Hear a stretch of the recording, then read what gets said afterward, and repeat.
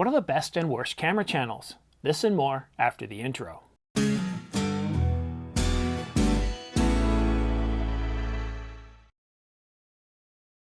Hi, I'm Simon. Thanks for tuning into The Ordinary Filmmaker. Subscribe to get notification of new videos like this one so you don't miss any news, rumors, gear reviews, or tutorials.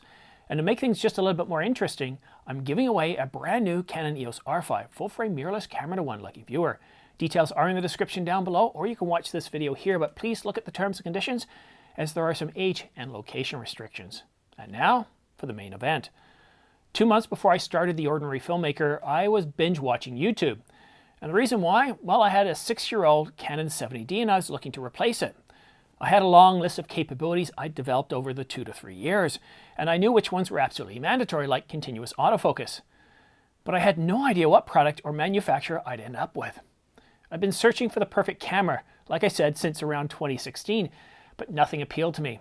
I was waiting for the Canon 90D, which was really the next logical progression in what I had. But I was also caught up by the rumors of the Sony a7S III. Something wonderful was supposed to be happening with that camera. I had a lot of decisions to make. Stay with the Canon APS-C or go full frame. Stay DSLR or go mirrorless or go with a cinema camera. I sought out channels that informed me, that helped me come up with a decision, that provided accurate information, that were honest, that didn't focus on the specs but focused on outcomes and real-world scenarios. Want to know what channels I watch, why I watch them, and what I learned from them? But before I get into the good and juicy stuff, I want to say that I don't agree with what my peers say some of the time, and nor should you of me or even them. If all we do is surround ourselves with people who say and speak and talk the way we do, well, we're not going to learn nearly as much. It's healthy to be challenged. Research what we say further, challenge the presenter, and engage them through the comments. Good channels don't censor, but engage. Now, the first channel I stumbled upon was Camera Conspiracies. Now, Casey was strange, he was funny, with a deadpan sense of humor that he couldn't always hold, and he would probably rescue it with a jump cut at some point. And what I really loved and attracted me to him was the boardroom conversations, especially back when the EOS R came out and we had a lot of head scratching saying, what's going on? And he would parachute us into the Canon boardroom. I really loved his bizarre Central Canadian sense of humor that was very reminiscent, and still is, of that 80s group, the Kids in the Hall. I quickly became addicted. Humor is very important to me, and I seek out shows and movies that have a good sense of humor, no matter how dark. Ryan Reynolds, his sense of humor, I think that's what really made Deadpool what it is. Humor saved it and propelled it to success, even when we sometimes find ourselves embarrassed for laughing at the jokes. Casey allowed me to escape the world for 10 to 20 minutes at a time. If you met me outside of this channel, you'd see that I'm cracking jokes all the time, and I'm very rarely serious, kind of just like Casey. Now, I don't believe there's a situation where joking is inappropriate. Life is too short to be taken seriously all the time. A goal of mine is interject more humor into my channel, be less serious, and present information in a more natural way. When I get too serious, I watch Camera Conspiracies to remind me the importance of humor. I came across Chris and Jordan before they got snatched up by DP Review, and I think I probably started watching them sometime around 2018.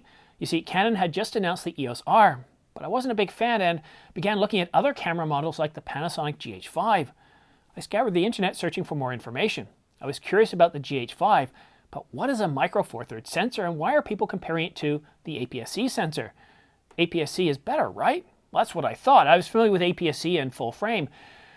Why would I go smaller? Is it better than APS-C cameras from Sony and Canon? Or should I just go full frame? Well, I was having an absolute camera identity crisis. I came across Chris and Jordan. They put out a 30-minute video on the GH5. It was detailed. They covered everything. And it was in-depth. And they also waited 6 months before, they waited 6 months for firmware updates to come, so it fixed a lot of the glaring issues. You see, they wanted to do a fair and in-depth review. Now, that video helped guide my decisions, and I've been hooked on their content ever since. I just have one request. Please give Jordan more time to cover videos like he did in the GH5 review. Sorry, Chris, and in that review, remember, you wanted to cover photos and... I really want to focus on the stills capability of the GH5. It's got a lot of features which really make... Okay, nobody... I mean, the photos are nice, but no one really cares about the photos whatsoever. Aww. And yes, the GH5 does do photos, but I really loved how you spent the majority of time, Jordan, covering the GH5 camera. It really, really changed things for me. And I understand how much effort it is to do a video like the GH5 review. I recently published a video on the Canon R5 and I compared it to the R6 and the EOS R because a lot of people thinking of the R5 either have those cameras or are thinking of those cameras as well. I approached the review with the same level of detail, but I provided my own twist. I focused on the capabilities most ordinary filmmakers and photographers need, providing a heat map, illustrating the differences between the three cameras. Chris and Jordan are able to convey every detail in a relaxed, down-to-earth manner with a sense of humor. And I know I'm not there yet, but with each video I'm getting better and adding more humor and less worried about making mistakes and leaving some of them in, as I did just a little bit above. Now, I also watch Tony and Chelsea Northrup because of the level of detail that they go into when explaining a complex subject. It could be Tony's IT background, the analytical mindset that's so important for that field. Now, if you're not, see, there we go, fumbling again, but if you're not sure how a bare filter works or a stacked sensor or anything like that, well, Tony can really take a deep dive into the subject matter using whiteboards and graphics to explain it in simple terms. And I love the way he takes the metaphysical, the complex, and makes it easy to understand. I learned earlier on in my career that detail is important, but what matters more is that conceptual view, that 40,000-foot view where if you can't present what it is, why it's important, and what the expected results are, the detail doesn't matter. Balancing the detail and the conceptual is an essential part of storytelling and scripting camera review videos. I'm definitely not Tony. He's certainly got a lot more hair than me. He does. Yeah. It's a sore spot with me, but I'm getting older. No hair. I'm running out of hair. Anyways, I'm being too silly now. Look, I'm one of those people that's always been very analytical from the very beginning, but over the years I've learned to direct that analytical sense by a vision, by focusing that energy, by having a different sense, by looking at not just the analytical, but the emotional, the visional, and bringing it all together. And perhaps you might see a little bit of Tony in my videos, or maybe you see a little bit of me in his. Where I'm envious is about how he gets to work with his wife. Mine, she absolutely has no interest in photos or videos or any of that stuff, except seeing the end result. I came across Gerald Undone. I'm not really sure when, but it was probably sometime below when he reached 100,000 subscribers. I was attracted to the level of detail he went into, how he attacked a subject like a dog with a bone. I must admit, some topics went a little too deep for me, and I'd have to watch some of those videos more than once. Gerald is another channel with an honest and unbiased viewpoint. The way he would go into a detail about something like such as color grading or how to read scopes inspired me. But I also learned that when taking a deep dive, take it slowly so as not to lose anyone. What I enjoyed most about Gerald is his honest and engaging live shows.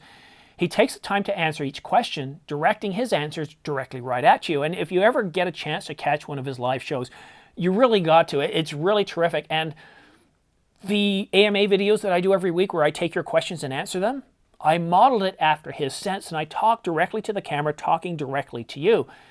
And when I was starting out, I would ask Gerald how he got started in the things he did, and I learned that we don't need complex backgrounds, as I don't have here, that we don't need fancy props.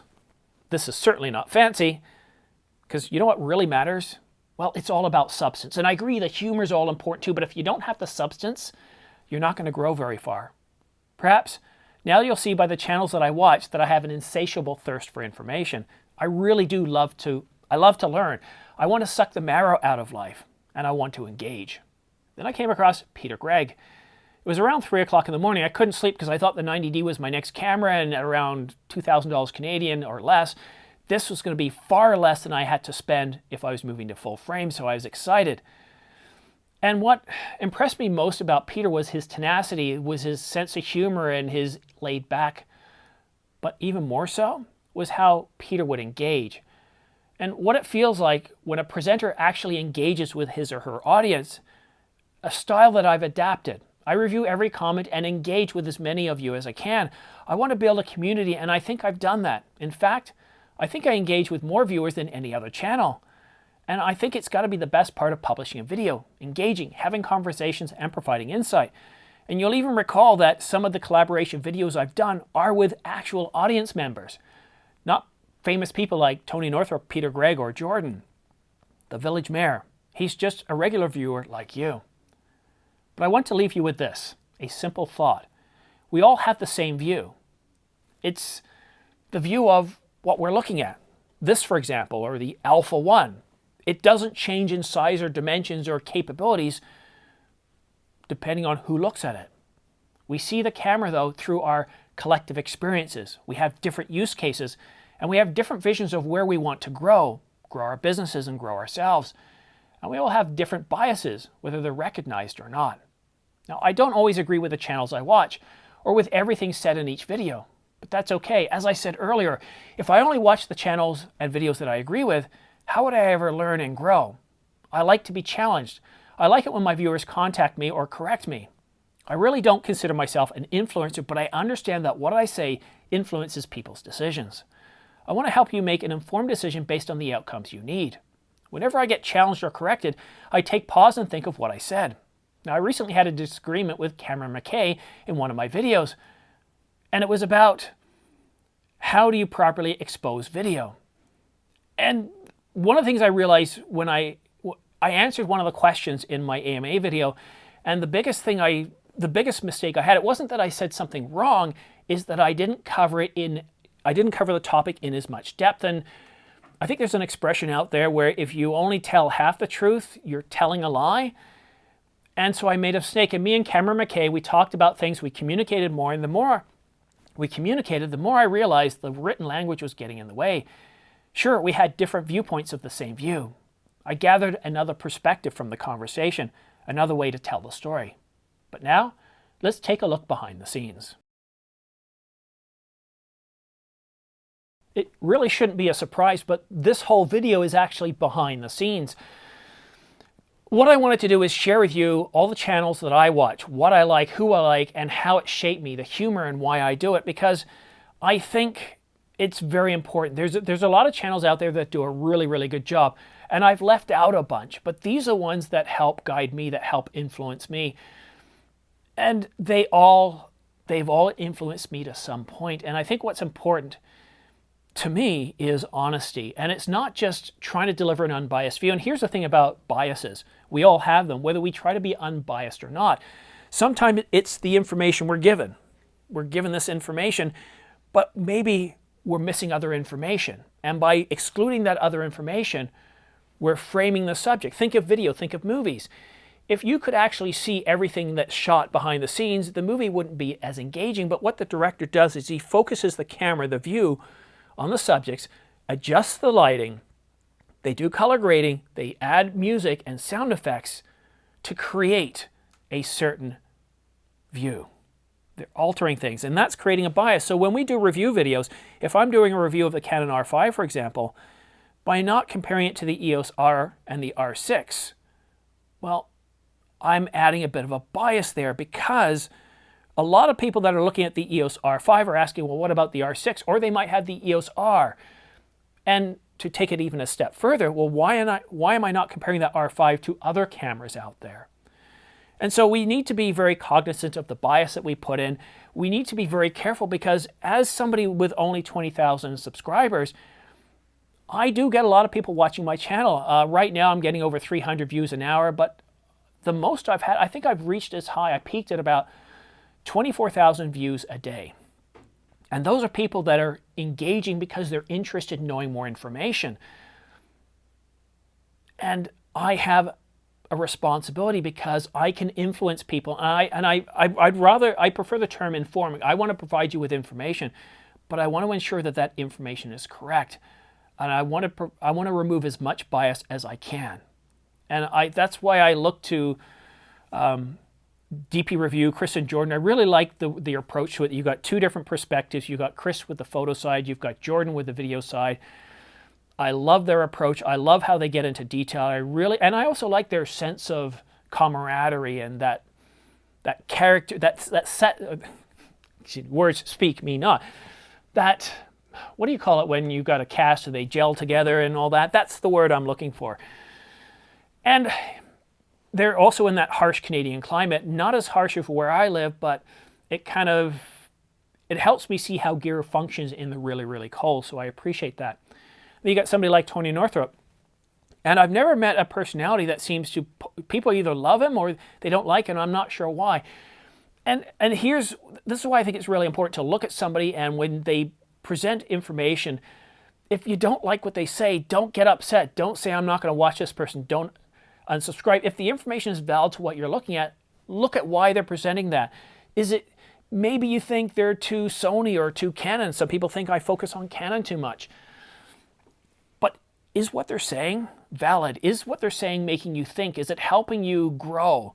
And what I've seen with Tony, the level of effort he and his wife put into some of their videos is just truly staggering. I watched their video last night, like within 15 minutes after they put it out, comparing the R5 to the Alpha 1.